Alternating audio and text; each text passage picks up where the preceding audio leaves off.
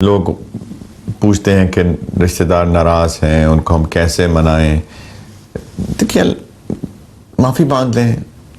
کوئی وجہ ہوئی ہوگی جس سے ناراضگی ہوئی ہوگی. ہو سکتا ہے کہ آپ کا قصور نہ ہو سکتا ہے قصور ان کا ہو، لیکن معافی مانگنے میں کیا حرج ہے؟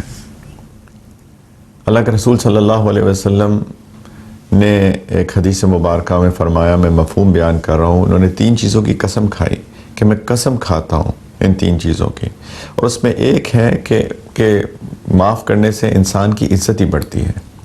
یعنی اگر میں معافی مانگ لوں آپ سے تو اللہ تعالیٰ آپ کی نظر میں میری عزت ہی بڑھائیں گے. میری عزت کم نہیں ہوتی ہے بلکہ بڑھتی ہے. تو آپ معافی مانگ لیجئے، کوئی بات نہیں ہے، اللہ کی خاطر معافی مانگ لیں. بے شک آپ کی غلطی ہے، بے شک ان کی غلطی ہے اور آپ کا قصور نہیں ہے، تو اس میں کیا مذائقہ ہے؟ لیکن رشتہ داریاں جوڑیے، پلیز رشتہ داریاں جوڑیے. قطع رحمی حرام ہے، صلہ رحمی لازم ہے. اس کا یہ مطلب قطع نہیں ہوتا صلہ رحمی کرنے کا کہ آپ کو روز ان سے ملنا ہے یا ہر ایک ہفتے میں ملنا ہے، ہر مہینے ملنا ہے. بس صلہ رحمی کا یہ مطلب ہوتا ہے کہ آپ کے دل کے اندر ان کے خلاف کوئی بات نہیں ہے، اور اگر ان کو کبھی ضرورت پڑے گی آپ ان کے لیے حاضر ہیں، اور جب بھی ان سے ملاقات ہوگی آپ بڑے اچھے طریقے سے ملاقات کریں گے. یہ ہوتی ہے صلہ رحمی.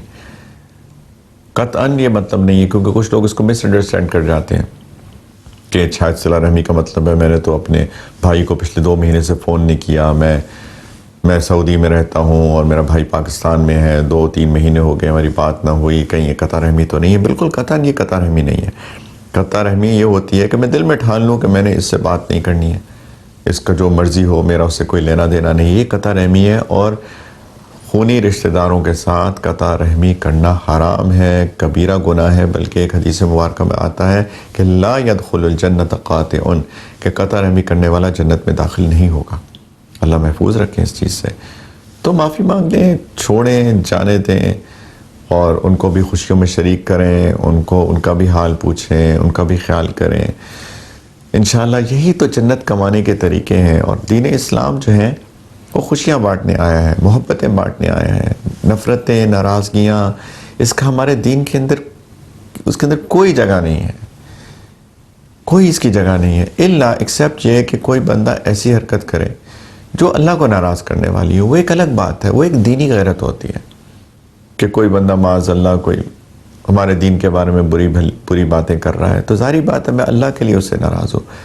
لیکن اگر کل کو وہ توبہ کر لیتا ہے، مثال کے طور پہ وہ کہتا ہے کہ میں نے توبہ کی، میرے سے غلطی ہو گئی، مجھے ایسی باتیں نہیں کرنی چاہیے تھی، میں تجدید ایمان کرتا ہوں، جو بھی، تو میں اس کو گلے سے لگاؤں گا، کیونکہ وہ ناراضگی جس وجہ سے تھی وہ ناراضگی ختم ہو گئی. اس اللہ کی وجہ سے اس سے ناراضگی تھی، اس بندے نے توبہ کر لی، اللہ کو منا لیا، بات ختم ہو گئی، اور میرا ذاتی تو کوئی مسئلہ تھا ہی نہیں اس کے اندر. یہ ہمارا دین اتنا خوبصورت دین ہے. پلیز محبتیں بانٹیے، پیار بانٹیے، اللہ کی خاطر لوگوں سے ملیے، لوگوں سے اللہ کے لیے محبت کیجیے، نفرتیں ختم کیجیے. یہ ہمارے معاشرے کے اندر جو آگ لگی ہوئی ہے وہ دین سے دوری کی وجہ ہے. ہم لوگ دین سے بہت دور ہیں، اس لیے ہمارے معاشرے کے اندر آگ لگی ہوئی ہے. کوئی جھوٹ بول رہا ہے، کوئی کسی کے دل میں حسد ہے، کوئی کسی کے پاس مال ہے تو متکبر ہو گیا ہے، ایروگنٹ ہو گیا ہے، لوگوں کا خیال نہیں کرتا. عید کا دن ہے اور اب غریبوں کو خوشیوں میں شریک نہیں کرتا ہے. یہ دین سے دوری ہے، سب کچھ دین کی سمجھ نہیں ہے.